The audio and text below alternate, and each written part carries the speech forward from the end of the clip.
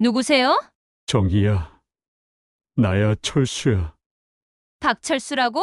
말도 안 돼. 뭐야? 바지에 묻은 거 피 아니야? 아무것도 아니야. 그냥 넘어졌어. 당신 도대체 무슨 짓을 하고 다니는 거예요?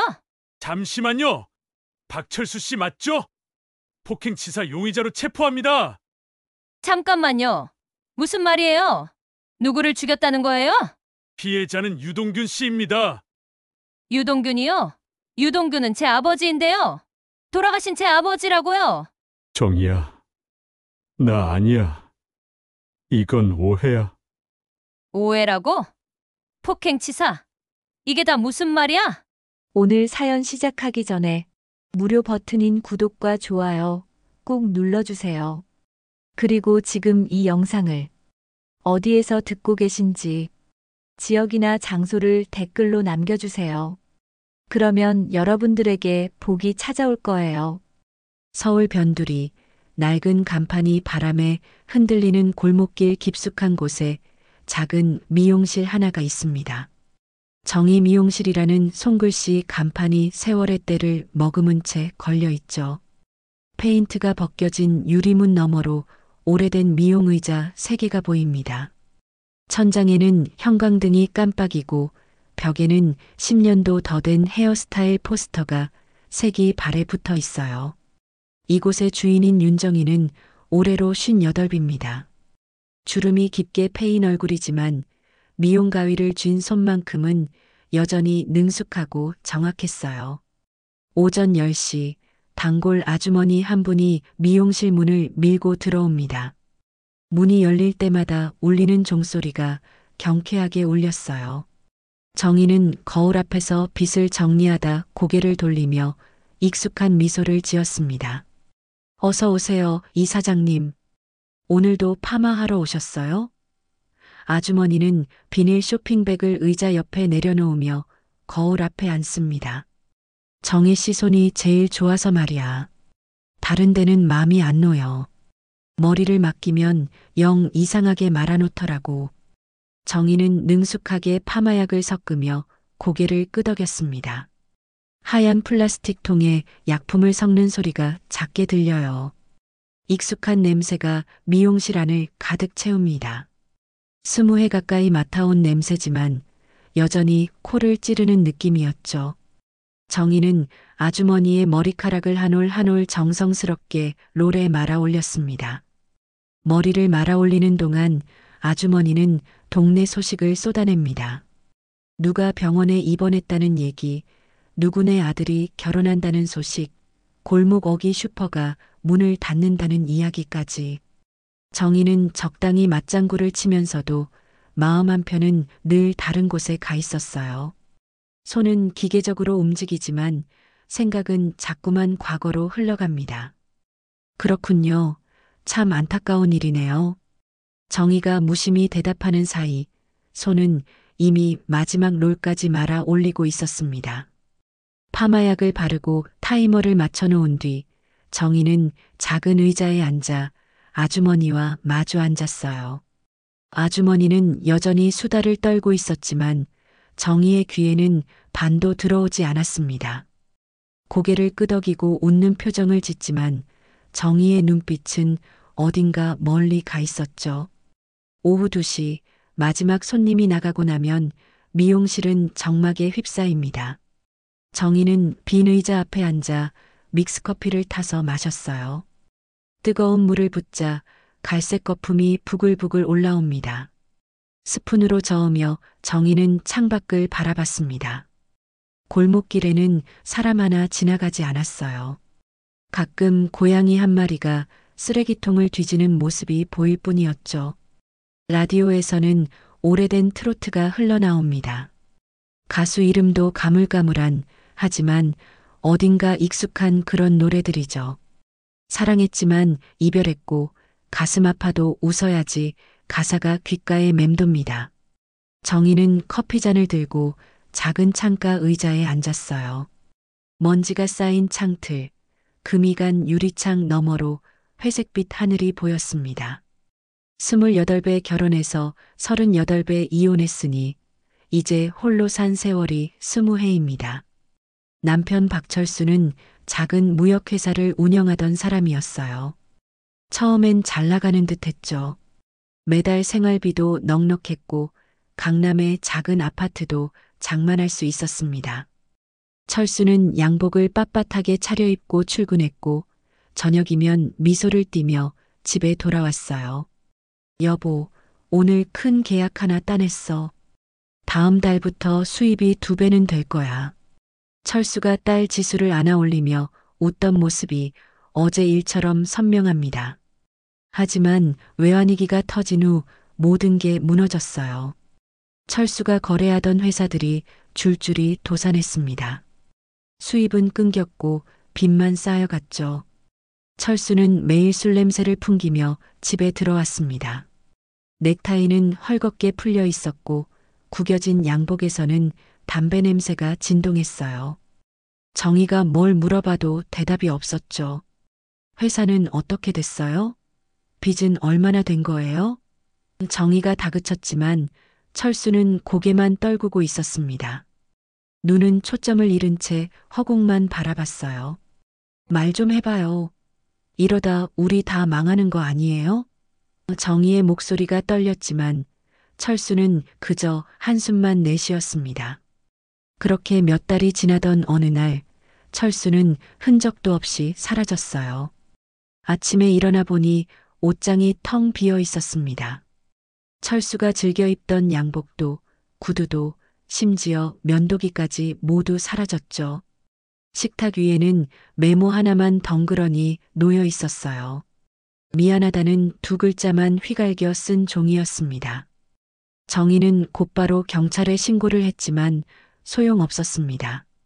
성인 남성의 가출은 범죄가 아닙니다. 본인이 돌아올 때까지 기다리세요. 경찰은 무심하게 말했죠. 그 사이 철수를 찾는 채권자들이 집 앞에 몰려들었어요. 현관문을 두드리는 소리가 밤새 이어졌습니다. 박철수 씨 있습니까? 빚 갚으세요.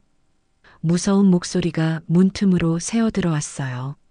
정희는 딸 지수를 안고 벽장 안에 숨었습니다. 지수는 겨우 8살이었어요. 엄마, 무서워요. 아빠는 어디 갔어요? 떨리는 목소리로 묻는 딸을 꼭 안으며 정희는 눈물을 참았습니다. 괜찮아. 아빠는 곧 돌아올 거야. 하지만 정희도 알고 있었어요. 철수는 돌아오지 않을 거라는 걸. 결국 정희는 집을 팔았습니다. 강남 아파트는 빚을 갚기에도 모자랐어요. 남은 돈으로 변두리에 작은 월세방을 얻었습니다. 방 한 칸, 부엌 한 칸짜리 좁은 공간이었죠. 지수는 전학을 가야 했고 정희는 새 일자리를 찾아야 했습니다. 그때부터 정희는 미용사 일을 배우기 시작했습니다. 학원에 다니며 밤늦게까지 연습했어요. 마네킹 머리에 가위질을 하고 파마 롤을 말고 염색약을 섞는 법을 익혔습니다. 손은 약품에 짓무르고 허리는 끊어질 듯 아팠죠. 하지만 딸을 먹여 살려야 했습니다. 정희는 이를 악물고 버텼어요. 몇 년 후 정희는 이 작은 미용실을 열 수 있었습니다. 월세는 비싸지 않았고 동네 아주머니들이 하나둘 찾아왔어요. 손이 야무지네요. 다음에 또 올게요. 단골이 생기고 입소문이 났습니다. 정희는 그렇게 하루하루를 버텼어요. 사람들은 정희에게 물었습니다. 남편 생각 안 나요? 미워하지 않아요? 정희는 담담하게 대답했죠. 다 지난 일이에요. 이제 괜찮습니다. 하지만 그건 거짓말이었어요. 밤이면 정희는 잠들지 못하고 뒤척였습니다. 어둠 속에서 혼자 중얼거리곤 했죠. 그때 왜 그렇게 냉정했을까 정희는 이불을 끌어올리며 눈을 감았습니다. 철수가 떠나던 그날 밤이 자꾸 떠올랐어요. 철수는 떨리는 목소리로 말했었죠. 정희야, 미안해. 내가 잘못했어. 하지만 나도 어쩔 수가 없었어. 철수의 눈에는 눈물이 고여 있었습니다. 하지만 정희는 돌아서 버렸습니다. 등을 돌린 채 차갑게 말했죠. 가세요. 당신 없어도 우린 살아요. 다신 돌아오지 마세요. 그 말을 한 뒤로 철수는 정말로 떠났어요. 문이 닫히는 소리가 들렸고 그 뒤로 철수는 영영 나타나지 않았습니다. 어디로 갔는지 살아있는지 죽었는지도 모릅니다. 정희는 스스로에게 수없이 다짐했죠. 잊어야 해. 이제 그 사람은 내 인생에 없는 사람이야. 하지만 마음 깊은 곳에서는 늘 무언가가 아렸습니다. 가슴 한편이 텅 빈 것처럼 허전했어요. 오후 5시 정희는 미용실 셔터를 내렸습니다. 쇠로 된 셔터가 덜컹거리며 내려갔어요. 골목길은 저녁 어스름에 잠겨 있었습니다. 가로등이 하나둘 켜지고 저 멀리서 개 짖는 소리가 들려왔죠. 정희는 미용실 뒤편 계단을 올라 2층 작은 방으로 향했습니다. 방문을 열자 좁은 공간이 나타났어요. 싱크대, 작은 식탁, 낡은 침대가 전부였습니다. 정희는 냉장고에서 라면을 꺼내 끓였어요. 물이 끓는 소리만 방 안에 울렸습니다. 라면을 후루룩 먹으며 정희는 텔레비전을 켰습니다. 화면 속에서는 드라마가 방영되고 있었어요. 누군가 사랑하고 누군가 이별하고 누군가 울고 있었죠. 정희는 무표정하게 화면을 바라봤습니다. 마음 어딘가는 텅 비어 있는 기분이었어요. 밤 10시 정희는 침대에 누웠습니다. 천장을 보며 눈을 감으려 할 때 또다시 그 목소리가 들려오는 것만 같았어요. 정희야, 미안해. 정희는 이불을 뒤집어 쓰고 고개를 흔들었습니다. 잊어야 해. 이미 다 끝난 일이야. 하지만 잠은 쉽게 오지 않았습니다. 어둠 속에서 정희는 또다시 과거를 떠올렸어요. 철수와 처음 만났던 날, 결혼식 날, 딸이 태어났던 날. 행복했던 순간들이 주마등처럼 스쳐 지나갑니다. 그리고 마지막 장면, 철수가 문을 나서던 뒷모습, 구부정한 어깨, 축 늘어진 팔. 그 모습이 작겠니다. 정희는 눈물을 닦으며 중얼거렸습니다. 이제 그만 생각하자. 다 지난 일이야. 하지만 마음은 그렇게 간단하지 않았어요. 20해가 지났어도 여전히 어딘가에 철수라는 이름이 남아 있었습니다. 다음 날도 그 다음 날도 정희의 하루는 똑같이 흘러갔습니다. 오전엔 손님 머리를 말아 올리고 오후엔 빈 의자 앞에서 커피를 마시죠. 라디오에서는 오래된 노래가 흐르고 정희는 창밖을 멍하니 바라봅니다. 잿빛 일상. 하지만 그 안에는 나름의 평화가 있었어요. 아프지만 익숙한 그런 평온함이었습니다. 그렇게 평온하던 어느 날 저녁이었습니다. 하늘에서 빗방울이 떨어지기 시작했어요. 처음엔 가랑비였지만 점점 굵어지더니 순식간에 장대비로 변했습니다. 정희는 서둘러 미용실 문을 닫으려 했어요. 시계를 보니 저녁 6시가 넘었습니다. 오늘은 손님이 일찍 끊겼죠. 비 오는 날이면 사람들이 외출을 꺼리니까요. 정희는 빗자루로 바닥에 떨어진 머리카락을 쓸어 담았습니다. 구석구석 청소를 마치고 거울을 닦았어요. 빗과 가위를 제자리에 정리하고 파마약통을 선반에 올려놓았습니다. 모든 게 제자리를 찾아가는 익숙한 마무리 시간이었죠. 창밖으로 비가 세차게 쏟아집니다. 빗소리가 유리창을 두드렸어요. 정희는 우산을 챙기며 불을 끄려던 참이었습니다. 그때 미용실 유리문 앞에 누군가의 그림자가 어른거렸어요. 희미한 가로등 불빛 아래 축 처진 어깨의 실루엣이 보였습니다. 정희는 잠시 멈칫했어요. 이 시간에 손님이 올 리 없었습니다. 혹시 길 잃은 사람일까요? 아니면 비를 피하려는 노숙자일까요? 정희는 조심스럽게 문 쪽으로 다가갔습니다. 유리문 너머로 남자의 모습이 조금씩 선명해졌어요. 남자는 온몸이 비에 흠뻑 젖어 있었습니다. 낡은 점퍼에 해진 바지를 입고 있었어요. 머리카락은 길게 자라 얼굴을 가렸고 수염은 덥수룩하게 자라 있었습니다. 전형적인 노숙자의 모습이었죠. 정희는 문을 열까 말까 망설였습니다. 남자가 고개를 들었습니다.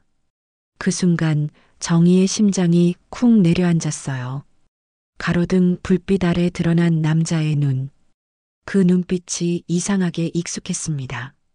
어디서 본 듯한 하지만 확신할 수 없는 그런 느낌이었죠. 정희는 무의식 중에 한 발짝 뒤로 물러났습니다. 남자가 떨리는 손으로 유리문을 두드렸어요. 톡톡톡. 조심스러운 소리였습니다. 정희는 가슴이 두근거렸습니다. 문을 열어줘야 할까요? 아니면 그냥 모른 척 지나쳐야 할까요? 머릿속이 복잡했어요. 누구세요? 정희가 떨리는 목소리로 물었습니다. 유리문을 사이에 두고 남자와 마주 선 채였죠. 남자는 입술을 달싹였지만 쉽게 말이 나오지 않는 듯 했어요. 목구멍에서 헛기침 소리만 났습니다. 빗소리가 더욱 거세졌습니다. 남자의 몸에서 빗물이 줄줄 흘러내렸어요. 정희는 차마 외면할 수 없었습니다. 이 비를 맞고 서 있다간 큰일 날 것 같았어요. 정희는 조심스럽게 문고리에 손을 댔습니다. 잠깐만요. 문 열어드릴게요. 정희가 말하는 순간 남자가 떨리는 목소리로 중얼거렸습니다. 정희야, 그 목소리에 정희의 손이 멈췄어요. 심장이 빠르게 뛰기 시작했습니다. 이 목소리, 이 억양, 이 떨림. 20해 전 기억이 번개처럼 스쳐 지나갔어요. 뭐라고요? 정희가 다시 물었습니다. 혹시 잘못 들은 걸까요? 아니면 착각일까요? 하지만 남자는 다시 한번 또렷하게 말했습니다. 정희야, 나야. 철수야. 정희의 손에서 빛이 떨어졌습니다. 딸그랑 소리를 내며 바닥에 굴러갔어요. 정희는 그 자리에 얼어붙었습니다. 온몸에 소름이 돋았어요. 철수? 박철수? 20해 전에 사라진 남편 박철수라고요? 말도 안 돼. 정희가 중얼거렸습니다. 다리에 힘이 풀렸어요. 정희는 벽에 기대 겨우 몸을 지탱했습니다. 남자는 계속해서 유리문 너머에 서 있었어요. 수염 사이로 입술이 떨리고 있었습니다. 정희는 떨리는 손으로 문을 열었습니다. 문이 열리자 비바람이 미용실 안으로 밀려 들어왔어요. 남자가 한 발짝 앞으로 나섰습니다. 가로등 불빛 아래 남자의 얼굴이 드러났어요. 수염으로 뒤덮인 얼굴, 깊게 파인 주름, 핏기 없이 창백한 피부. 하지만 그 눈만큼은 확실했습니다. 정희가 20해 전에 보던 바로 그 눈이었어요. 철수의 눈이었습니다. 정말 당신이에요? 정희의 목소리가 갈라졌습니다. 눈물이 핑 돌았어요.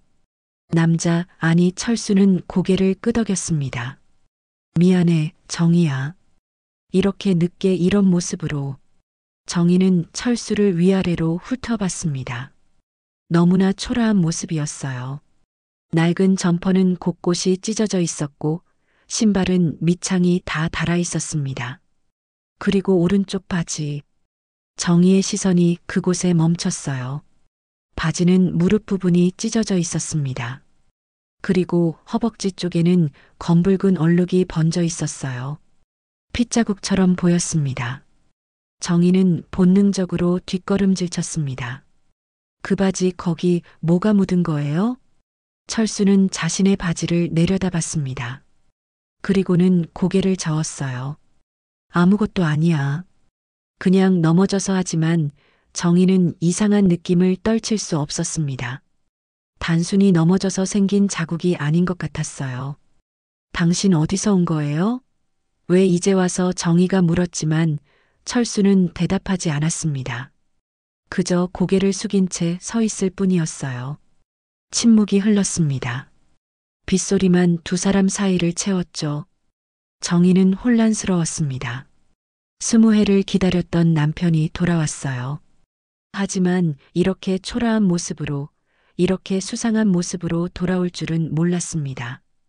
기쁨보다는 두려움이 먼저 밀려왔어요. 일단 들어와요. 정희가 말했습니다. 이대로 내보낼 수는 없었어요. 어쨌든 한때 남편이었던 사람입니다. 철수는 조심스럽게 미용실 안으로 들어왔어요.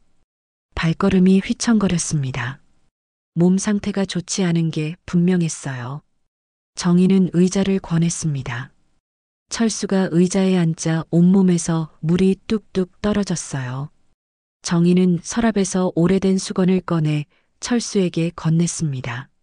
먼저 물기부터 닦아요. 철수는 수건으로 머리를 닦았습니다.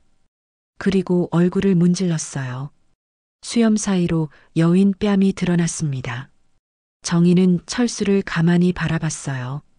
도대체 이 20해 동안 무슨 일이 있었던 걸까요? 지수는 우리 딸은 잘 있어? 철수가 조심스럽게 물었습니다. 정희는 고개를 끄덕였어요.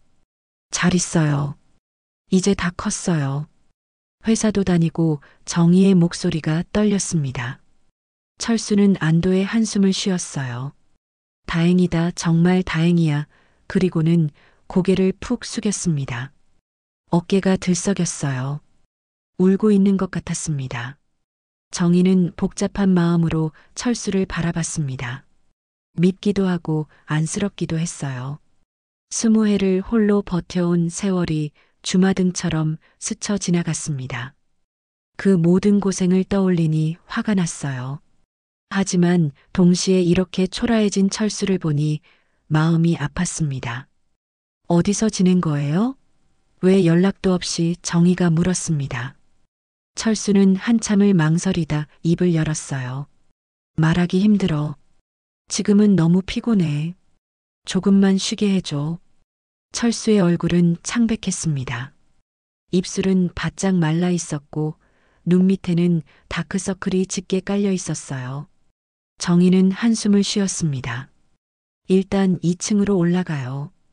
거기서 쉬어요. 정희는 철수를 이끌고 2층으로 올라갔습니다. 좁은 방이지만 잠시 쉴 수는 있었어요. 철수는 바닥에 주저앉았습니다. 정희는 담요를 꺼내 철수에게 덮어줬어요. 내일 얘기해요. 오늘은 일단 쉬어요. 정희가 말했습니다. 철수는 고개를 끄덕였어요. 눈을 감자마자 곧 잠에 빠져들었습니다. 깊은 피로에 지친 모습이었죠. 정희는 철수를 내려다봤습니다. 옆구리가 벌렁거리는 것이 숨쉬는 것조차 힘들어 보였어요. 정희는 방문을 조용히 닫고 나왔습니다. 거실에 홀로 앉은 정희는 머리를 감싸쥐었어요. 20해 만에 돌아온 남편.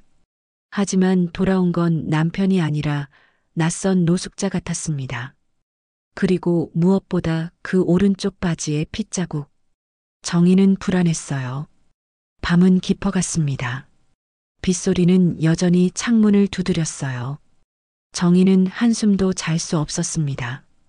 옆방에서 철수의 헛기침 소리가 들려왔어요. 정희는 천장을 바라보며 중얼거렸습니다. 도대체 무슨 일이 있었던 거야? 불안과 두려움이 정희의 마음을 짓눌렀습니다. 20해 전 사라진 남편이 왜 지금 이런 몰골로 돌아온 걸까요? 그리고 그 바지의 핏자국은 대체 무엇일까요? 다음 날 아침이 밝았습니다. 정희는 한숨도 제대로 자지 못했어요. 새벽 내내 뒤척이다가 겨우 눈을 붙였는데 어느새 창밖이 환해져 있었습니다. 시계를 보니 아침 7시였어요. 정희는 몸을 일으켰습니다. 옆방 문을 살짝 열어봤어요. 철수는 여전히 담요를 뒤집어 쓴 채 누워 있었습니다. 거친 숨소리가 들려왔어요. 쌕쌕거리는 소리가 심상치 않았습니다. 정희는 철수에게 다가가 이마에 손을 대봤어요. 뜨겁습니다. 열이 상당히 높았어요. 정희는 깜짝 놀랐습니다. 이 사람 열이 너무 높아. 정희가 철수의 어깨를 흔들었습니다. 철수 씨, 일어나요. 병원에 가야 해요. 철수는 힘겹게 눈을 떴습니다. 초점 없는 눈동자가 천장을 바라봤어요. 어디야. 정희는 철수를 부축해 일으켰습니다. 병원 가야 해요. 지금 상태가 심각해요. 철수는 거부하려 했지만 몸에 힘이 없었어요. 정희는 서둘러 철수를 일으켜 세웠습니다. 철수의 몸은 깡마른 나뭇가지처럼 가벼웠어요. 조금만 참아요. 택시 잡을게요. 정희는 철수를 부축해 미용실 밖으로 나왔습니다. 아침 공기가 차가웠어요. 골목 입구에서 택시를 잡았습니다. 기사님은 철수의 행색을 보며 인상을 찌푸렸지만 정희의 간곡한 부탁에 태워줬습니다. 차는 동네 종합병원으로 향했어요. 정희는 창밖을 바라보며 생각에 잠겼습니다. 20해 만에 돌아온 남편을 이렇게 병원에 데려가게 될 줄은 몰랐어요. 감정이 복잡했습니다. 병원에 도착했습니다. 정희는 응급실로 철수를 데려갔어요. 간호사가 휠체어를 가져왔고 철수는 그 위에 앉았습니다. 의사가 나와 철수를 진찰했어요. 청진기를 대더니 고개를 저었습니다.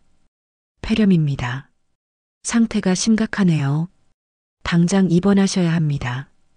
의사의 말에 정희는 고개를 끄덕였어요. 알겠습니다. 입원 수속할게요. 정희는 원무과로 향했습니다. 입원 서류를 작성하는데 문제가 생겼어요. 환자분 신분증 있으세요? 직원이 물었습니다. 정희는 철수를 돌아봤어요. 철수는 고개를 저었습니다. 없어요. 오래전에 잃어버렸어요. 직원은 난처한 표정을 지었습니다. 신분증이 없으면 입원이 어려운데요. 정희는 당황했어요. 그럼 어떻게 해야 하나요? 지금 당장 치료가 필요한데요. 결국 정희는 자신의 신분증으로 보호자 등록을 하고 입원비를 선불로 냈습니다. 통장에 있던 돈이 거의 다 빠져나갔어요. 하지만 어쩔 도리가 없었습니다. 철수를 이대로 둘 수는 없었으니까요. 철수는 사인실로 옮겨졌습니다. 침대에 누운 철수의 팔에 링거가 꽂혔어요. 정희는 침대 옆 의자에 앉았습니다. 철수는 눈을 감은 채 누워 있었어요. 이 사람 도대체 어떻게 살아온 거야?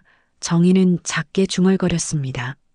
철수의 손을 보니 굳은 살이 박혀 있었어요. 손톱은 더럽게 때가 끼어 있었고 손가락 마디마디는 상처투성이었습니다.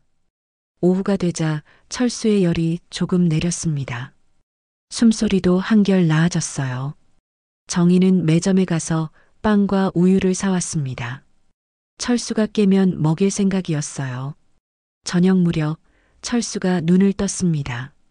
천천히 눈을 뜨더니 주위를 둘러봤어요. 여기가 병원이야? 정희는 고개를 끄덕였습니다. 폐렴이래요. 심한 편이라고. 철수는 링거줄을 내려다봤습니다. 미안해, 정희야. 돈도 들고 정희는 손사래를 쳤어요. 그건 나중에 생각해요. 일단 몸부터 추스르세요. 정희는 빵과 우유를 꺼냈습니다. 조금만 먹어요. 기력을 차려야죠. 철수는 떨리는 손으로 빵을 받아들었어요. 한 입 베어 물었지만 씹는 것조차 힘들어 보였습니다. 천천히 먹어요. 급하게 먹으면 체해요. 정희가 말했습니다. 철수는 고개를 끄덕이며 조금씩 빵을 먹었어요. 우유도 한 모금 마셨습니다. 그리고는 다시 침대에 누웠어요. 고마워, 정희야. 정말 고마워. 철수가 작게 중얼거렸습니다. 정희는 대답하지 않았어요. 감사하다는 말이 무색할 정도로 원망스러운 마음도 있었지만 한편으로는 안쓰러웠습니다. 밤이 깊어갔습니다. 정희는 보호자용 간이 침대에 누웠어요. 철수는 침대에서 잠들어 있었습니다. 병실은 조용했어요. 링거 떨어지는 소리만 똑똑 울렸습니다. 자정이 넘어설 무렵 정희는 옆에서 이상한 소리를 들었습니다. 철수가 잠꼬대를 하고 있었어요. 그 돈은 정희는 귀를 기울였습니다. 철수가 무슨 말을 하는지 들으려고요. 숨겨뒀어. 아무도 모르게 누구한텐 말하지 마. 철수의 목소리가 떨렸습니다. 정희는 벌떡 일어나 앉았어요. 돈? 무슨 돈을 숨겼다는 걸까요? 정희의 머릿속에 오래된 기억이 되살아났습니다. 20해 전 철수가 사라지기 직전의 일들이었어요. 당시 동네에는 소문이 돌았습니다. 철수가 회사 돈을 횡령했다는 소문이었죠. 정희는 철수에게 따져 물었었어요. 사람들이 그러는데 당신이 회사 돈을 빼돌렸다던데요? 철수는 고개를 저었습니다. 아니야, 그건 사실이 아니야. 오해야. 하지만 철수의 눈빛은 불안해 보였어요. 그리고 며칠 후 경찰이 집에 찾아왔습니다. 박철수 씨 계십니까? 횡령 혐의로 조사를 받으셔야 합니다. 정희는 충격을 받았어요. 철수는 경찰서에 끌려갔습니다. 하지만 증거가 부족했는지 철수는 곧 풀려났어요. 그날 밤 철수는 집에 돌아왔습니다. 얼굴은 창백했고 손은 부들부들 떨렸어요. 정희야, 나 억울해. 난 안 했어. 철수가 울먹였습니다. 그런데 이상한 점이 있었습니다. 회사에서 사라진 돈은 5억 원이었어요. 거액이었죠. 하지만 그 돈의 행방은 끝내 밝혀지지 않았습니다. 철수가 가져갔다는 증거도 다른 누군가가 가져갔다는 증거도 없었어요. 사람들은 철수가 돈을 어딘가에 숨겨놨다고 수군거렸습니다. 분명히 박철수가 가져간 거야. 어딘가에 숨겨놨을 거라고. 정희도 의심했어요. 혹시 철수가 정말로 그 돈을 가져간 걸까요? 그리고 바로 그 다음 날 철수는 사라졌습니다. 아무런 흔적도 없이요. 정희는 모든 게 철수의 죄를 증명하는 것처럼 느껴졌어요. 도망친 것이라고 생각했습니다. 하지만 지금 철수의 잠꼬대를 들으니 의문이 들었습니다. 혹시 그 돈이 정말로 어딘가에 숨겨져 있는 걸까요? 철수가 알고 있는 걸까요? 정희는 가슴이 두근거렸어요. 5억 원. 그 돈만 있다면 모든 게 달라질 겁니다. 미용실 월세도 걱정 없고 딸 지수에게도 여유 있는 생활을 해주고 늙어서 병원비 걱정도 안 해도 되죠. 정희는 철수를 바라봤습니다. 하지만 동시에 죄책감이 밀려왔어요. 지금 이런 생각을 하다니. 철수는 병원 침대에 누워 있는데 정희는 돈 생각을 하고 있었습니다. 정희는 고개를 저었어요. 아니야, 그런 돈 따위. 정희가 중얼거렸습니다.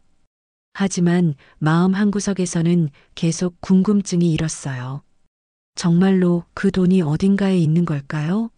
철수는 그 비밀을 알고 있는 걸까요? 철수는 다시 조용해졌습니다. 고른 숨소리로 잠들어 있었어요. 정희는 천장을 바라보며 잠들지 못했습니다. 머릿속이 복잡했어요. 새벽이 되어서야 정희는 깜빡 잠이 들었습니다. 꿈속에서 정희는 어둠 속을 헤매고 있었어요. 어딘가에 숨겨진 돈을 찾고 있었습니다.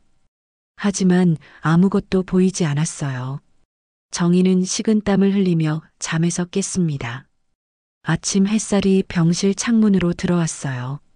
철수는 여전히 잠들어 있었습니다. 정희는 한숨을 쉬었어요. 도대체 무슨 일이 있었던 거야? 정희는 철수를 바라보며 중얼거렸습니다. 20해 전의 진실이 서서히 드러나려는 것 같았어요. 하지만 정희는 두려웠습니다. 그 진실이 과연 받아들일 수 있는 것일지. 사흘이 지났습니다. 철수의 상태는 많이 호전되었어요. 링거를 빼고 스스로 걸을 수 있게 되었습니다. 의사는 퇴원해도 좋다고 했어요. 약만 잘 드시고 푹 쉬세요. 무리하시면 안 됩니다. 정희는 철수를 데리고 병원을 나왔습니다. 택시를 타고 미용실로 돌아왔어요. 하지만 문제가 있었습니다. 철수를 어디에 머물게 해야 할까요? 2층 방은 정희가 쓰는 공간이었어요. 함께 지내기엔 너무 좁았습니다. 창고에 잠시 머물러요. 거긴 짐도 별로 없고 침대도 하나 있어요. 정희가 말했습니다. 미용실 뒤편에는 작은 창고가 있었어요. 원래는 미용 도구를 보관하던 곳이었는데 요즘은 거의 쓰지 않았습니다. 철수는 고개를 끄덕였습니다. 고마워, 정희야. 폐를 끼쳐서 미안해. 정희는 대답 없이 창고 문을 열었어요. 먼지가 자욱했습니다. 정희는 창문을 열어 환기를 시켰어요. 낡은 침대 하나와 작은 탁자가 전부였습니다. 정희는 이불을 가져다 침대에 펼쳤어요. 일단 여기서 쉬어요. 몸 추스르고 나서 앞일은 생각해요. 철수는 침대에 앉으며 고개를 숙였습니다. 소문은 빠르게 퍼졌습니다. 동네 아주머니들은 수군거렸어요. 정인의 집에 노숙자가 들어왔대. 아니래요. 전 남편이래요. 20해 만에 나타났다던데. 어머, 그럼 그 도망갔던 사람? 미용실에 손님이 오면 다들 힐끔힐끔 창고 쪽을 쳐다봤습니다. 정희는 불편했습니다. 시선이 부담스러웠어요. 하지만 어쩔 도리가 없었습니다. 철수를 내보낼 수도 없었으니까요. 정희는 묵묵히 손님 머리를 말아 올렸습니다. 사흘째 되는 날 딸 지수가 미용실에 찾아왔습니다. 퇴근 후였어요. 지수는 화가 나 있었습니다. 정희는 지수가 들어서자마자 심상치 않은 표정을 알아차렸어요. 엄마, 이게 무슨 짓이에요? 지수가 다짜고짜 소리쳤습니다. 정희는 놀라 빗을 놓았어요. 지수야, 왜 그러니? 지수는 창고 쪽을 가리켰습니다. 저 사람이 여기 있다면서요? 동네 사람들이 다 알아요. 정희는 한숨을 쉬었습니다. 지수야, 일단 앉아. 차분히 얘기하자. 하지만 지수는 앉지 않았어요. 서서 팔짱을 낀 채 정희를 노려봤습니다. 엄마, 정신이 있으세요? 저 사람이 누군데요? 우릴 버려놓고 도망간 사람이잖아요. 정희는 지수의 말이 틀리지 않다는 걸 알았습니다. 그래도 지수야, 사람이 병들어 있는데 내칠 수는 없잖니. 지수는 비웃듯 웃었어요. 사람? 엄마한테 저 사람이 사람처럼 보여요? 20해 동안 어떻게 살았는지 아세요? 정희는 대답하지 못했습니다. 지수가 계속 말했어요. 엄마가 얼마나 고생했는데요. 나 하나 먹여 살리려고 손이 부르트도록 일했잖아요. 추운 겨울에도 더운 여름에도 쉬지 않고 일했어요. 그런데 이제 와서 저 사람을 받아준다고요? 정희의 눈가가 붉어졌습니다. 딸의 말이 가슴에 박혔어요. 맞는 말이었습니다. 정희는 정말로 힘들게 살았어요. 손가락이 파마약에 짓무르고 허리가 끊어질 듯 아팠습니다. 그 모든 고생을 생각하면 철수가 밉기도 했어요. 지수야, 엄마도 알아. 하지만 정희가 말을 이었습니다. 사람은 다 이유가 있는 거야.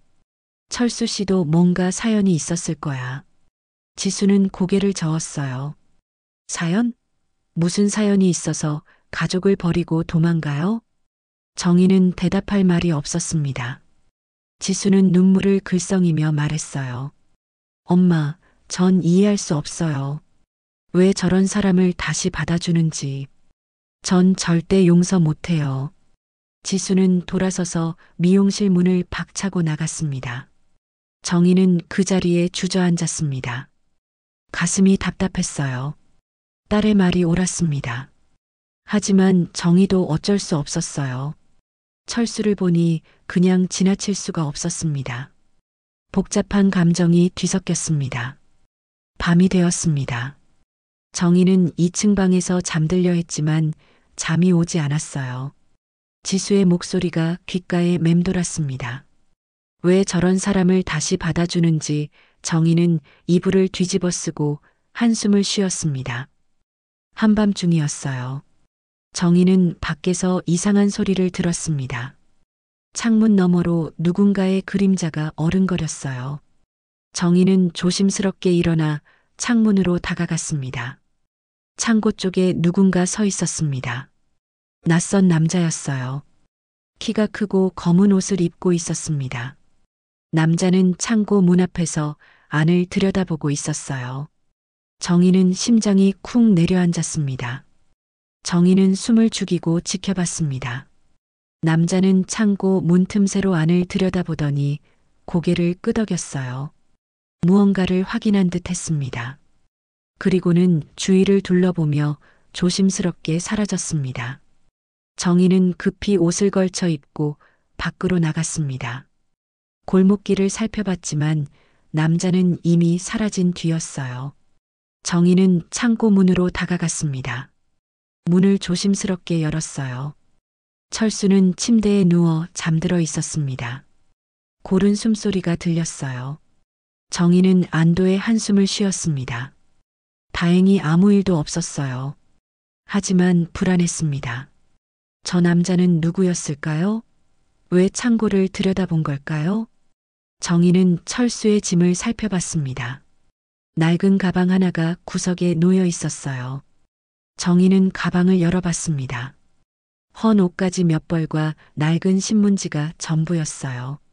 특별한 건 없었습니다. 그때 정희의 시선이 철수의 바지에 멈췄습니다.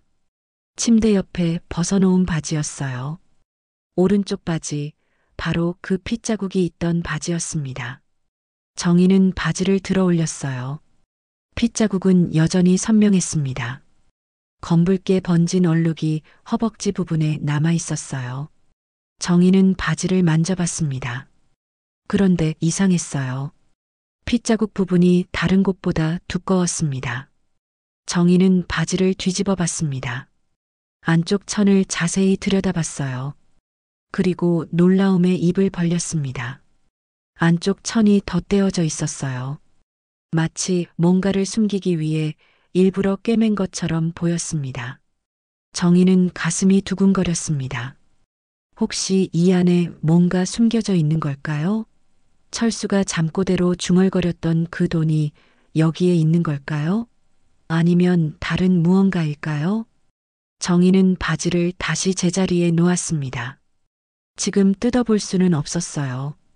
철수가 깨어나면 어떻게 설명할까요? 정희는 조용히 창고를 나왔습니다. 방으로 돌아온 정희는 침대에 누웠습니다. 하지만 잠은 오지 않았어요. 머릿속이 복잡했습니다. 낯선 남자, 이상한 바지, 그리고 숨겨진 무언가. 모든 게 수상했습니다. 도대체 뭐가 숨겨진 거야? 정희는 중얼거렸습니다. 바지 속에 뭔가 있다는 확신이 들었어요. 하지만 그게 무엇인지는 알 수 없었습니다. 돈일까요? 아니면 다른 증거물일까요? 새벽이 되어서야 정희는 잠들었습니다. 꿈속에서 정희는 계속 바지를 뜯어보려 했어요. 하지만 실밥이 풀리지 않았습니다. 손가락이 아파왔지만 끝내 열리지 않았어요. 아침이 밝았습니다. 정희는 피곤한 몸을 이끌고 미용실을 열었어요. 오늘도 손님이 올 겁니다. 평범한 하루를 보내야 했어요. 하지만 정희의 마음은 전혀 평온하지 않았습니다. 창고에서 철수가 나왔습니다. 좋은 아침이야, 정희야. 철수가 인사했어요. 정희는 억지로 미소를 지었습니다. 아침 먹어요. 식탁에 준비해뒀어요. 하지만 정희의 시선은 철수의 바지로 향했습니다. 철수는 어젯밤 그 바지를 입고 있었어요. 오른쪽 바지, 그 안에 숨겨진 무언가. 정희는 궁금증을 참을 수 없었습니다. 진실이 서서히 다가오고 있었습니다. 정희는 느낄 수 있었어요. 곧 모든 게 밝혀질 것 같았습니다. 하지만 동시에 두려웠어요. 그 진실이 과연 받아들일 수 있는 것일지. 그날 밤은 유난히 비가 많이 내렸습니다. 새벽 2시쯤이었을까요? 정희는 빗소리에 잠을 설쳤어요. 천둥 소리가 하늘을 가르고 번개가 번쩍였습니다. 창문을 때리는 빗소리가 점점 거세졌어요. 정희는 침대에서 일어나 창문을 닫으려 했습니다. 그때 밖에서 이상한 소리가 들렸어요. 사이렌 소리였습니다. 점점 가까워지더니 골목 앞에서 멈췄어요. 정희는 급히 창문을 열어 내다봤습니다. 경찰차 2대가 미용실 앞에 서 있었습니다. 빨간 불빛이 빗줄기 속에서 번쩍였어요. 경찰관 4명이 차에서 내렸습니다. 정희는 가슴이 철렁 내려앉았어요. 무슨 일일까요? 정희는 급히 옷을 걸쳐 입고 계단을 내려갔습니다. 미용실 문을 열자 경찰관 1명이 다가왔어요. 윤정혜 씨 맞으시죠? 정희는 고개를 끄덕였습니다. 네, 맞는데요. 무슨 일이세요? 경찰관은 수첩을 꺼내 확인했습니다. 박철수 씨가 이곳에 머물고 있다고 들었는데 맞습니까? 정희는 당황했어요. 네, 창고에 있는데요. 왜 그러시는데요? 경찰관은 뒤를 돌아보며 손짓했습니다. 다른 경찰관들이 창고로 향했어요. 철컥 문을 여는 소리가 들렸습니다. 곧이어 철수의 목소리가 들렸어요. 뭡니까? 왜 이러세요? 철수는 잠에서 깨어난 듯 당황한 목소리였습니다. 경찰관들이 철수를 끌고 나왔습니다. 철수는 수갑이 채워진 채였어요. 정희는 믿을 수 없다는 표정으로 바라봤습니다. 이게 무슨 일이에요? 왜 철수 씨를 체포하는 거예요? 경찰관이 차갑게 말했습니다. 박철수 씨는 폭행치사 용의자로 체포되었습니다. 정희는 그 말에 다리에 힘이 풀렸어요. 폭행치사? 도대체 무슨 말입니까? 잠깐만요. 설명 좀 해주세요. 철수 씨가 누구를 죽였다는 거예요? 정희가 다급하게 물었습니다. 하지만 경찰관은 자세히 말하지 않았어요. 조사 중입니다. 자세한 건 경찰서에서 밝혀질 겁니다. 철수는 비에 젖으며 경찰차로 끌려갔습니다. 정희야, 나 아니야. 오해야. 철수가 소리쳤어요. 하지만 경찰관들은 철수를 차에 태웠습니다. 정희는 그 광경을 멍하니 바라봤어요. 경찰차가 출발하기 전 한 경찰관이 정희에게 다가왔습니다. 증거물을 압수해야 합니다. 박철수 씨의 소지품을 확인하겠습니다. 경찰관들이 창고로 들어갔어요. 얼마 후 경찰관 1명이 비닐봉지를 들고 나왔습니다. 그 안에는 철수의 바지가 들어 있었어요. 바로 그 오른쪽 바지였습니다. 정희는 가슴이 쿵 내려앉았어요. 이 바지 주머니에서 중요한 증거를 발견했습니다. 경찰관이 말했습니다. 정희는 떨리는 목소리로 물었어요. 무엇을요? 경찰관은 또 다른 비닐봉지를 꺼냈습니다. 투명한 봉지 안에 반지 하나가 들어 있었습니다. 금색 반지였어요. 그런데 반지에는 붉은 얼룩이 묻어 있었습니다. 피였습니다. 정희는 그 반지를 보는 순간 숨이 멎을 것 같았어요. 이 반지 혹시 아십니까? 경찰관이 물었습니다. 정희는 대답할 수 없었어요. 손이 부들부들 떨렸습니다. 그 반지는 정희의 결혼 반지였습니다. 20해 전에 잃어버렸던 바로 그 반지였어요. 반지 안쪽에는 글자가 새겨져 있었습니다. 정희와 철수의 이름 첫 글자였어요. 정희는 그 반지를 기억하고 있었습니다. 결혼식 날 철수가 손가락에 끼워주던 바로 그 반지였죠. 이건 제 반지예요. 오래전에 잃어버린 거예요. 정희가 떨리는 목소리로 말했습니다.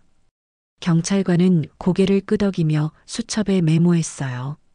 언제 잃어버리셨습니까? 정희는 기억을 더듬었습니다. 20해 전쯤이요. 정확히는 기억나지 않지만 남편이 사라지던 그 무렵이었어요. 경찰관은 의미심장한 표정을 지었습니다. 이 반지는 피해자의 집에서 발견되었습니다. 피해자의 피가 묻어 있었고요. 경찰관이 말했습니다. 정희는 머리가 어지러웠어요. 피해자? 누가 죽었다는 말입니까? 피해자가 누구예요? 제발 말해주세요. 정희가 애원했습니다. 경찰관은 잠시 망설이더니 입을 열었어요. 유동균 씨입니다. 20해 전 폭행으로 사망한 것으로 추정됩니다. 유동균. 그 이름을 듣는 순간 정희는 주저앉았습니다. 유동균은 정희의 아버지였어요. 20해 전에 돌아가신 정희의 아버지였습니다. 정희는 바닥에 무릎을 꿇고 눈물을 흘렸어요. 아버지, 우리 아버지라고요. 정희의 목소리가 떨렸습니다. 경찰관은 안타까운 표정을 지었어요. 유감입니다. 최근 재조사 과정에서 새로운 증거가 나왔습니다. 박철수 씨가 용의자로 지목되었습니다. 정희는 아무 말도 할 수 없었습니다. 머릿속이 하얗게 변했어요. 아버지가 폭행으로 돌아가셨다고요? 철수가 용의자라고요? 믿을 수 없었습니다. 20해 전 아버지는 심장마비로 돌아가셨다고 들었습니다. 갑작스러운 죽음이었죠. 정희는 충격에 빠졌었어요. 장례를 치르고 아버지를 보냈습니다. 그리고 며칠 후 철수가 사라졌어요. 당시 정희는 철수가 아버지의 죽음을 견디지 못해 도망친 줄 알았습니다. 빚도 많았고 스트레스도 심했으니까요. 하지만 지금 경찰은 전혀 다른 이야기를 하고 있었어요. 경찰관이 계속 말했습니다. 당시 부검이 제대로 이루어지지 않았습니다. 하지만 최근 유골을 재검사한 결과 두개골에 타격 흔적이 발견되었습니다. 폭행에 의한 사망으로 결론 났습니다. 정희는 고개를 저었어요. 아니에요, 말도 안 돼요. 철수 씨가 아버지를 죽일 리 없어요. 아버지는 철수 씨를 아꼈어요. 철수 씨도 아버지를 존경했고요. 하지만 경찰관은 냉정했습니다. 증거가 있습니다. 반지뿐만 아니라 다른 증거들도 있습니다. 조사가 진행 중입니다. 경찰관들은 창고를 더 뒤지기 시작했어요. 정희는 힘없이 미용실 안으로 들어왔습니다. 의자에 주저앉아 고개를 감싸쥐었어요. 비는 여전히 세차게 내렸습니다. 창문을 때리는 빗소리가 정희의 귓가에 울렸어요. 새벽 4시쯤 전화벨이 울렸습니다. 지수였습니다. 엄마, 무슨 일이에요? 경찰에서 연락 왔는데 지수의 목소리는 떨리고 있었어요. 정희는 눈물을 닦으며 대답했습니다. 지수야, 엄마가 설명할게. 지금 집으로 올 수 있니? 1시간 후 지수가 도착했습니다. 온몸이 비에 젖어 있었어요. 정희는 지수를 안으며 모든 걸 설명했습니다. 지수는 충격에 빠졌습니다. 외할아버지가 폭행으로 돌아가셨다고요? 그리고 저 사람이 용의자라고요? 정희는 고개를 끄덕였어요. 지수는 눈물을 흘리며 소파에 주저앉았습니다. 그날 외할아버지가 돌아가신 날도 비가 왔어요. 지수가 울먹이며 말했습니다. 정희는 그제야 기억이 났어요. 맞았습니다. 아버지가 돌아가신 날도 이렇게 비가 쏟아졌었어요. 새벽에 전화를 받았습니다. 아버지가 쓰러졌다는 소식이었죠. 정희와 철수는 급히 아버지 집으로 달려갔어요. 하지만 아버지는 이미 숨을 거두신 뒤였습니다. 당시 의사는 심장마비라고 했습니다. 갑작스러운 죽음이었죠. 정희는 슬픔에 빠졌고 철수도 충격을 받은 듯 했어요. 장례를 치르고 며칠 후 철수가 사라졌습니다. 정희는 이제야 의문이 들었어요. 혹시 아버지의 죽음과 철수의 실종이 연결되어 있는 걸까요? 20해 전 그날 밤 도대체 무슨 일이 있었던 걸까요? 엄마, 정말 믿을 수 없어요. 외할아버지를 그렇게 보낸 게 억울해요. 지수가 울며 말했습니다. 정희는 딸을 안으며 함께 울었어요. 비는 새벽 내내 그치지 않았습니다. 정희의 머릿속은 혼란스러웠습니다. 철수가 정말로 아버지를 죽인 걸까요? 그럴 리 없다고 믿고 싶었어요. 하지만 증거는 철수를 가리키고 있었습니다. 반지, 바지, 그리고 20해 전의 기억들. 새벽 6시 비가 조금씩 잦아들었습니다. 정희는 창밖을 바라봤어요. 회색빛 하늘이 천천히 밝아오고 있었습니다. 하지만 정희의 마음은 여전히 어둠 속이었어요. 이제 어떻게 해야 하죠, 엄마? 지수가 물었습니다. 정희는 대답할 수 없었어요. 앞으로 어떻게 해야 할지 막막했습니다. 진실이 밝혀질까요?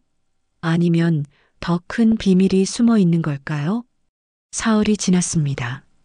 정희는 경찰서에 전화를 걸어 철수를 면회하고 싶다고 했어요. 하지만 거절당했습니다. 조사 중이라 면회가 불가능합니다. 담당 형사의 목소리는 단호했어요. 정희는 초조하게 집에서 기다렸습니다. 미용실은 문을 닫았어요. 손님을 맞을 마음의 여유가 없었습니다. 지수는 회사를 쉬고 엄마 곁을 지켰어요. 둘은 거의 말이 없었습니다. 넷째 날 아침 우편함에 편지 한 통이 배달되었습니다. 정희는 편지를 꺼내봤어요. 발신인은 박철수였습니다. 구치소에서 보낸 편지였어요. 정희는 떨리는 손으로 봉투를 뜯었습니다. 편지는 연필로 삐뚤삐뚤 쓰여 있었습니다. 철수의 손글씨였어요. 정희는 거실 소파에 앉아 편지를 읽기 시작했습니다. 지수도 옆에서 함께 읽었어요. 정희야, 미안하다. 이렇게 편지로밖에 전하지 못해서. 나는 내 아버님을 죽이지 않았다. 절대로 그럴 리 없어. 아버님은 나에게 은인이셨어. 오히려 나를 살리려다 그렇게 되신 거야. 정희는 눈물이 핑 돌았습니다. 편지를 읽는 손이 떨렸어요. 지수는 정희의 어깨에 손을 얹었습니다. 엄마, 계속 읽어봐요. 정희는 고개를 끄덕이며 편지를 이어 읽었습니다. 20해 전 그날 밤 나는 빚쟁이들에게 쫓기고 있었어. 회사가 망하고 5억 원의 빚을 졌지. 사채업자들이 나를 죽이려 했어. 나는 아버님께 도움을 청했어. 아버님은 주저없이 나를 숨겨주셨지. 정희는 입술을 깨물었습니다. 아버지가 철수를 도왔다는 이야기였어요. 정희는 그 사실을 전혀 몰랐습니다. 편지는 계속되었어요. 하지만 사채업자들이 아버님 집까지 찾아왔어. 나를 내놓으라고 협박했지. 아버님은 나를 지키려 맞서셨어. 그들과 몸싸움이 벌어졌고 아버님은 그만 넘어지셨지. 머리를 바닥에 부딪히셨어. 정희는 눈물을 흘리며 편지를 읽었습니다. 지수도 울고 있었어요. 아버지가 철수를 지키려다 돌아가셨다는 사실이 믿기지 않았습니다. 나는 급히 병원에 전화했어. 하지만 아버님은 이미 숨이 끊어지셨어. 사채업자들은 도망갔고 나만 남았지. 아버님이 마지막으로 내 손을 잡으셨어. 그리고 말씀하셨지. 철수야, 도망쳐. 너까지 잃을 순 없어. 정희는 목이 메었습니다. 아버지의 마지막 말이 너무나 가슴 아팠어요. 아버지는 철수를 살리려 하셨던 겁니다.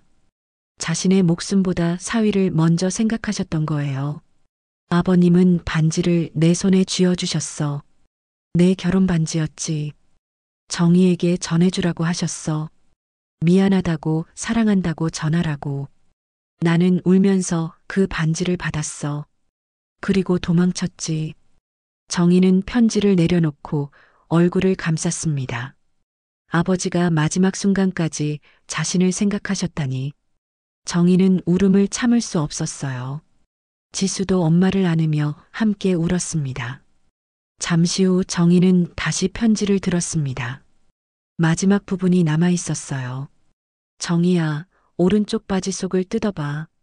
안쪽 천을 말이야. 거기에 모든 진실이 있어. 아버님이 남기신 것들이 있어. 돈도, 증거도, 진실도. 제발 찾아줘. 그리고 나를 믿어줘. 나는 아버님을 죽이지 않았어. 편지는 거기서 끝났습니다. 정희는 편지를 접으며 일어났어요. 바지를 찾아야 해. 경찰이 가져갔을 텐데 지수가 말했습니다. 엄마, 경찰서에 전화해봐요. 정희는 경찰서에 전화를 걸었습니다. 담당 형사와 연결되었어요. 형사님, 철수 씨 바지를 확인하고 싶습니다. 안쪽에 뭔가 숨겨져 있을 거예요. 형사는 잠시 침묵하더니 대답했습니다. 이미 압수된 증거물입니다. 함부로 볼 수 없습니다. 정희는 애원했어요. 제발요, 형사님. 그 안에 아버지의 유서가 있을지도 몰라요. 진실이 밝혀질 수 있어요. 형사는 한숨을 쉬었습니다. 알겠습니다. 한번 확인해 보겠습니다. 조금만 기다려 주세요. 전화가 끊겼어요. 정희는 초조하게 기다렸습니다. 1시간쯤 지났을까요? 전화벨이 울렸습니다. 형사였어요.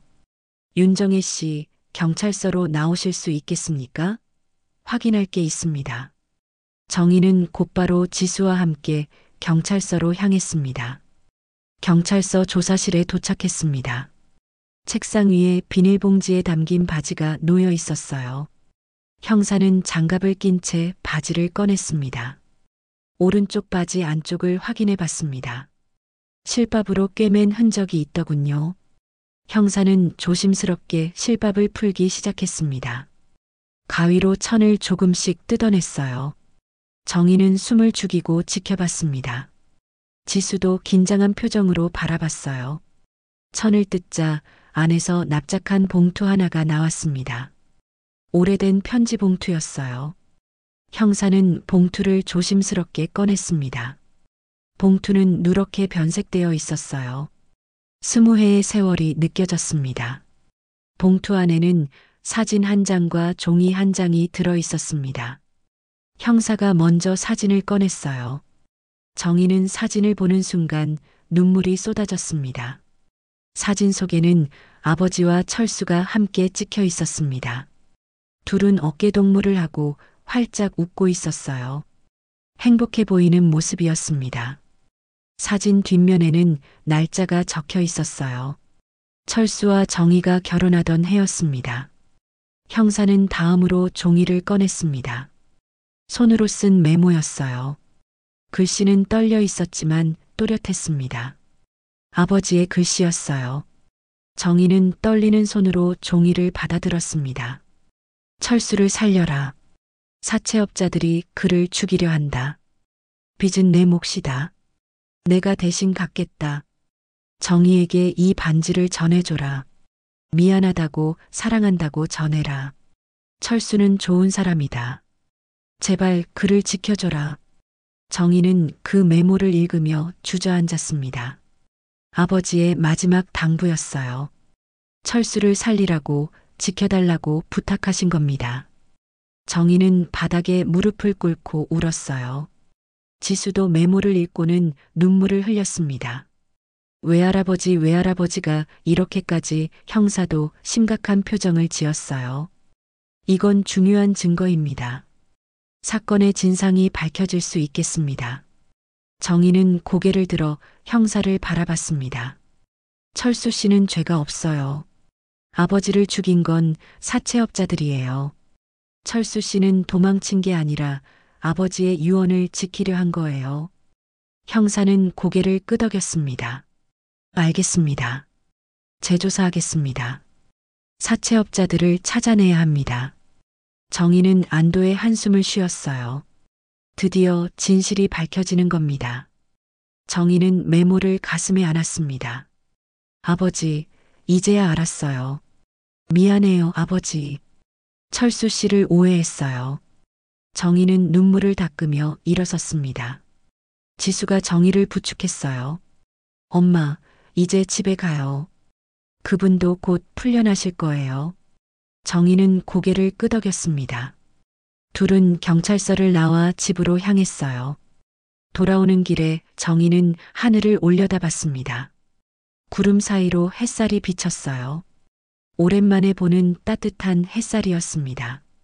정희는 작게 미소 지었어요. 이제야 진짜 이해했어요. 아버지, 철수 씨. 정희는 중얼거렸습니다. 20해 만에 풀린 진실이었어요. 아버지는 철수를 사랑하셨고 철수는 아버지의 유언을 지키려 했던 겁니다. 집에 도착한 정희는 미용실 문을 열었습니다. 오랜만에 들어오는 미용실은 고요했어요. 정희는 의자에 앉아 눈을 감았습니다. 마음이 조금 가벼워진 것 같았어요. 이제 기다리는 일만 남았구나. 정희는 작게 중얼거렸습니다. 철수가 돌아올 날을 기다리는 것. 그리고 함께 아버지께 사죄하는 것. 정희는 그날을 기다리기로 했습니다. 일주일이 지났습니다. 경찰은 사채업자들을 추적했어요. 20해 전 사건의 진실을 밝히기 위해 수사를 확대했습니다.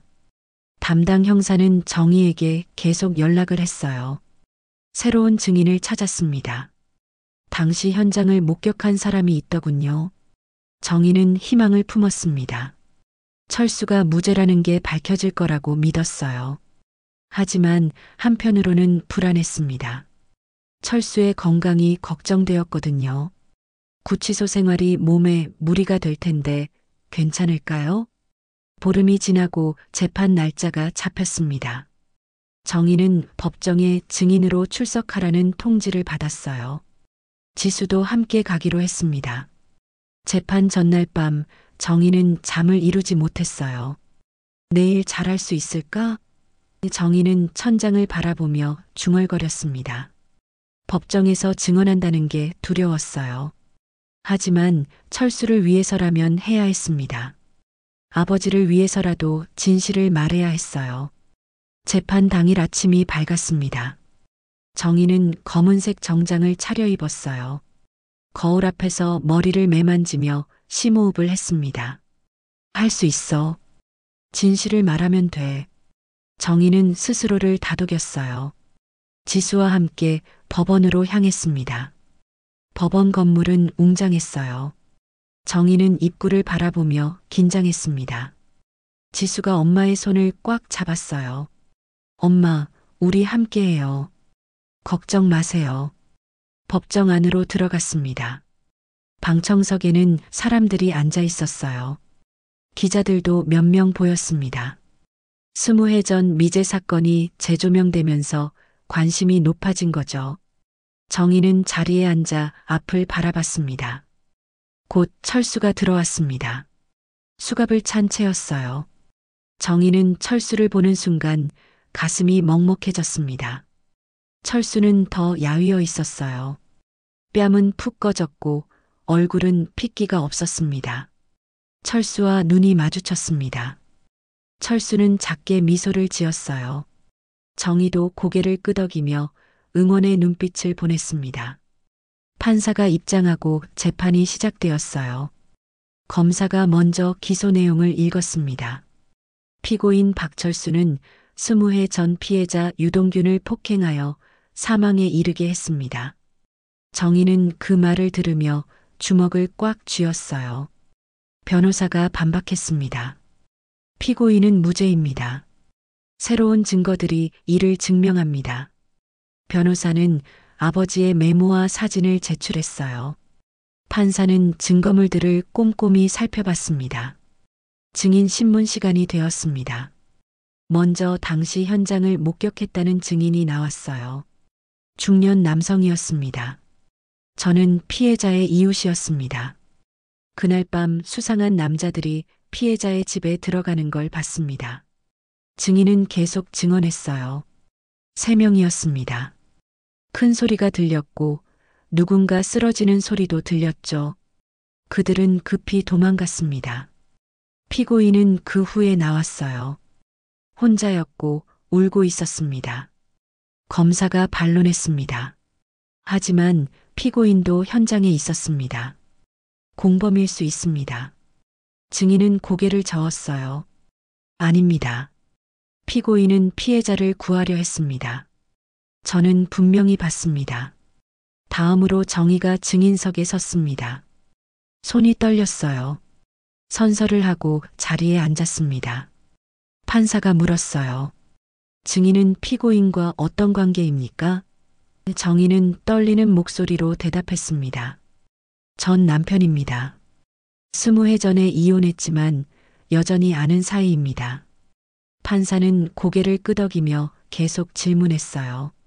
피해자는 증인의 아버지라고 들었습니다. 맞습니까? 정희는 눈물을 참으며 대답했습니다. 네, 맞습니다. 제 아버지이십니다. 판사는 서류를 보며 물었어요.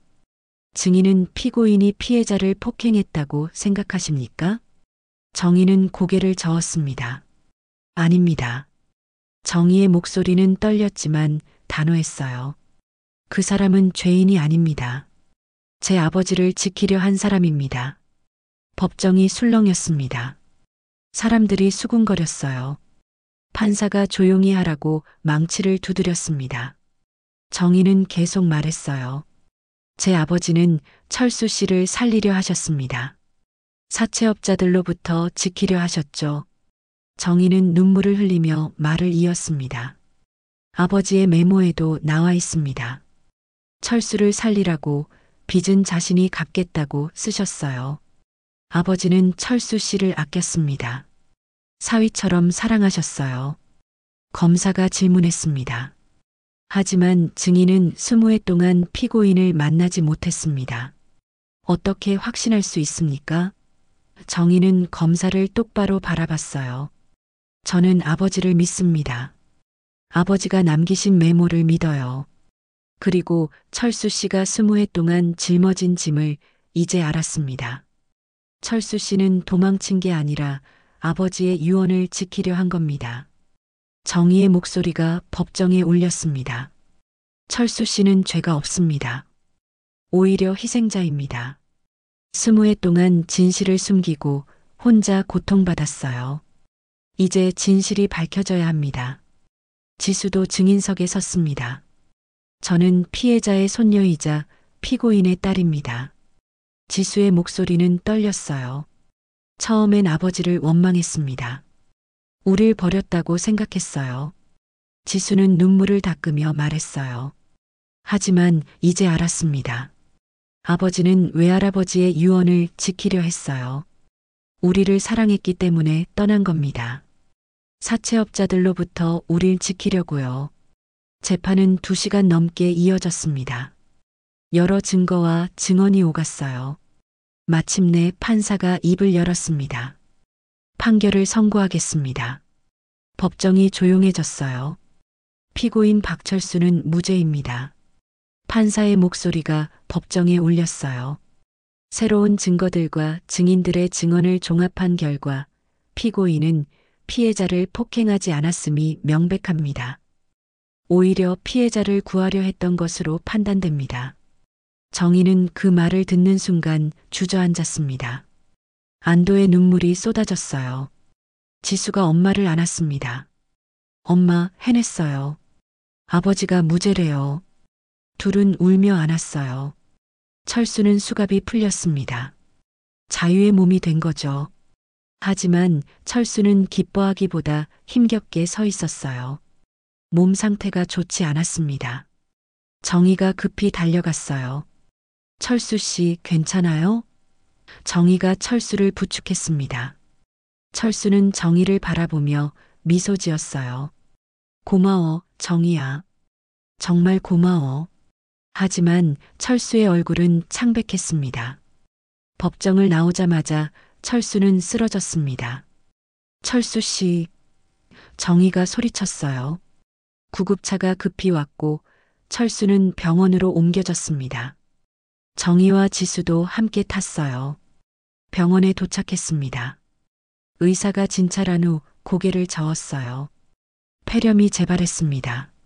상태가 심각합니다. 오랜 무리가 몸에 누적된 것 같습니다. 정희는 충격을 받았어요. 철수는 중환자실에 입원했습니다. 정희는 밤새 병실 밖에서 기다렸어요. 지수도 함께였습니다. 새벽이 되어서야 면회가 허락되었어요. 정희는 철수의 침대 옆에 앉았습니다. 철수는 산소 마스크를 쓰고 있었어요. 눈을 뜨더니 정희를 보며 미소 지었습니다. 정희야, 이제야 돌려줬다. 정희는 철수의 손을 잡았습니다. 무슨 말이에요? 철수는 힘겹게 말했어요. 내 오른쪽 바지 속의 짐을 이제야 내려놓았어. 아버님께 받은 짐을. 정희는 눈물을 흘렸습니다. 이제 쉬어요, 철수 씨. 다 끝났어요. 철수는 고개를 끄덕이며 눈을 감았어요. 고마워, 사랑해. 그날 저녁 철수는 조용히 눈을 감았습니다. 정희와 지수가 지켜보는 가운데 철수는 평온한 표정으로 숨을 거뒀어요. 정희는 철수의 손을 놓지 않았습니다. 이제 편히 쉬세요, 철수 씨. 정희가 작게 중얼거렸습니다. 눈물이 철수의 손등에 떨어졌어요. 지수도 아버지의 다른 손을 잡으며 울었습니다. 겨울이 지나고 봄이 왔습니다. 철수의 장례를 치른 지 석 달이 흘렀어요. 정희는 아버지와 철수를 함께 묻었습니다. 나란히 놓인 두 개의 묘비 앞에서 정희는 오랫동안 서 있었어요. 이제 편히 쉬세요, 두 분 다. 미용실은 다시 문을 열었습니다. 동네 아주머니들이 하나둘 찾아왔어요. 정희 씨 많이 힘들었죠? 이제 좀 어때요? 정희는 고개를 끄덕이며 미소 지었습니다. 괜찮아요. 이제 마음이 좀 편해졌어요. 손님들은 정희의 표정이 달라진 걸 느꼈어요. 예전처럼 무거운 그림자가 없었습니다. 여전히 슬픔은 있었지만 어딘가 평온해 보였어요. 뭔가 얼굴이 밝아진 것 같아요. 한 아주머니가 말했습니다. 정희는 거울을 보며 자신의 얼굴을 들여다봤어요. 주름은 더 깊어졌고 흰머리도 늘었습니다. 하지만 눈빛만큼은 예전과 달랐어요. 무언가를 내려놓은 듯한 그런 편안함이 있었습니다. 오전 10시 파마약을 섞으며 정희는 생각했습니다. 20해 동안 품고 있던 오해와 원망이 풀렸어요. 아버지도 철수도 모두 서로를 사랑했었습니다. 다만 운명이 가혹했을 뿐이었죠. 오후 2시 마지막 손님이 나가고 미용실은 조용해졌습니다. 정희는 빈 의자 앞에 앉아 커피를 탔어요. 창밖으로 봄볕이 따뜻하게 내리쬐었습니다. 골목길에는 개나리가 피어 있었어요. 라디오를 켰습니다. 오래된 트로트가 흘러나왔어요. 봄날은 간다. 한 번 가면 오지 않는다. 정희는 커피를 홀짝이며 노래를 들었습니다. 가사가 가슴에 와닿았어요. 정희는 창가로 다가가 햇살을 받으며 눈을 감았습니다. 따뜻했어요. 오랜만에 느끼는 온기였습니다. 이제 봄이 왔구나. 정희는 작게 중얼거렸어요. 오후 3시쯤 미용실 문이 열렸습니다. 지수였어요. 손에는 커피 2잔을 들고 있었습니다. 엄마, 커피 사왔어요. 같이 마셔요. 정희는 반갑게 미소 지으며 지수를 맞았습니다. 둘은 창가 의자에 나란히 앉았어요. 따뜻한 커피를 마시며 밖을 바라봤습니다.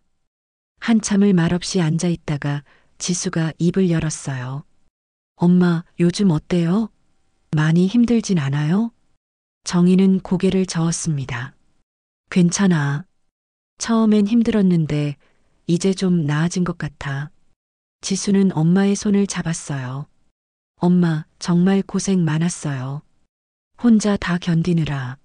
정희는 딸의 손을 꽉 쥐었습니다. 아니야, 지수야. 내가 있어서 버틸 수 있었어. 내가 없었으면 진작에 무너졌을 거야. 지수도 엄마의 손을 꽉 잡았어요. 둘은 서로를 바라보며 미소 지었습니다. 잠시 침묵이 흘렀습니다. 지수가 조심스럽게 말을 꺼냈어요. 엄마, 저 한 가지 물어봐도 돼요? 정희는 고개를 끄덕였습니다. 그래, 뭐든 물어봐. 지수는 잠시 망설이다 말했습니다. 그분 이제 아빠라고 불러도 되겠죠? 정희는 그 말을 듣는 순간 눈시울이 뜨거워졌어요. 딸이 철수를 아빠라고 부르겠다니. 정희는 천천히 고개를 끄덕였습니다. 그래, 이제 그럴 때가 됐지. 정희의 목소리는 떨렸어요. 철수 씨도 아니, 내 아버지도 그걸 원하셨을 거야. 지수는 눈물을 글썽이며 미소 지었습니다. 제가 너무 오래 오해했어요. 아버지를 원망만 했잖아요. 이제라도 알게 돼서 다행이에요. 정희는 딸을 안았어요. 괜찮아, 지수야. 이제 우린 다 알았어. 둘은 한참을 안고 있었습니다. 창밖으로 봄바람이 불어왔어요. 개나리 꽃잎이 바람에 흩날렸습니다. 정희는 딸을 안으며 생각했어요. 이제 우린 다시 시작할 수 있어. 지수가 집으로 돌아간 후 정희는 혼자 미용실에 남았습니다. 서랍을 열어 안을 뒤적였어요.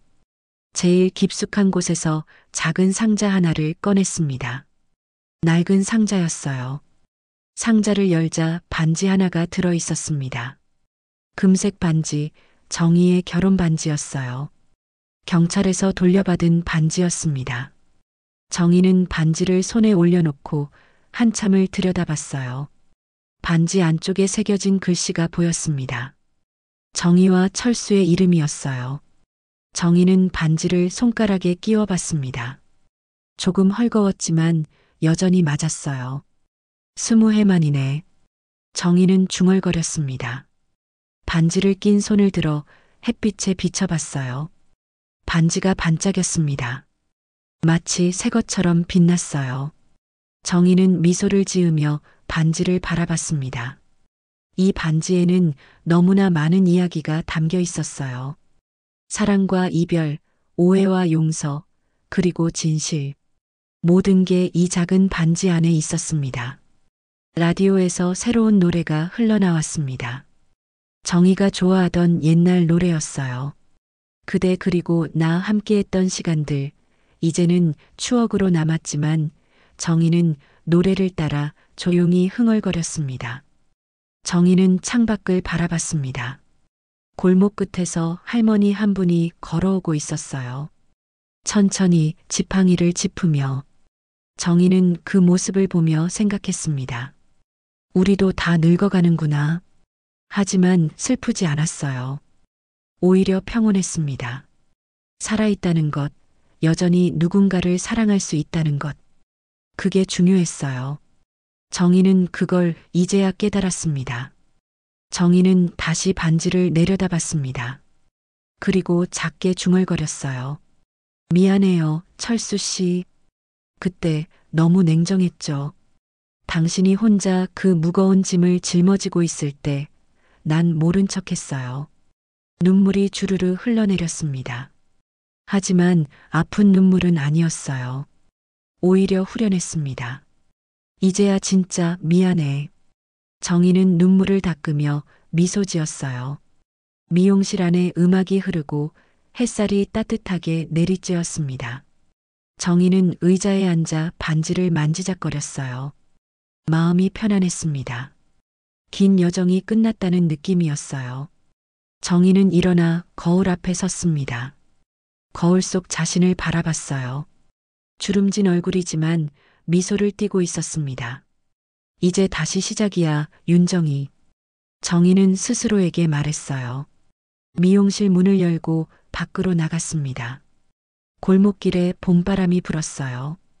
개나리 향기가 코끝을 스쳤습니다. 정희는 깊게 숨을 들이마셨어요. 참 좋다. 정희는 하늘을 올려다봤습니다. 맑은 하늘이었어요. 구름 한 점 없는 파란 하늘. 정희는 하늘을 향해 작게 손을 흔들었습니다. 아버지, 철수 씨, 잘 지내시죠? 저희는 잘 지내고 있어요. 바람이 불어와 정희의 머리카락을 날렸습니다. 정희는 눈을 감고 바람을 느꼈어요. 마치 누군가가 답해주는 것 같았습니다. 우리도 잘 있다. 걱정하지 마라. 정희는 미소를 지으며 미용실로 돌아왔습니다. 의자에 앉아 다시 커피를 마셨어요. 라디오에서는 여전히 노래가 흘러나왔습니다. 정희는 평온하게 음악을 들었어요. 저녁이 되었습니다. 정희는 셔터를 내리며 하루를 마무리했어요. 오늘도 수고했어. 정희는 혼잣말로 중얼거렸습니다. 2층으로 올라가는 계단을 천천히 올랐어요. 방에 들어가 침대에 누웠습니다. 천장을 바라보며 오늘 하루를 떠올렸어요. 지수와 나눈 대화, 반지를 낀 것, 봄바람을 느낀 것, 모든 게 소중했습니다. 고마워요, 모두. 정희는 작게 중얼거렸습니다.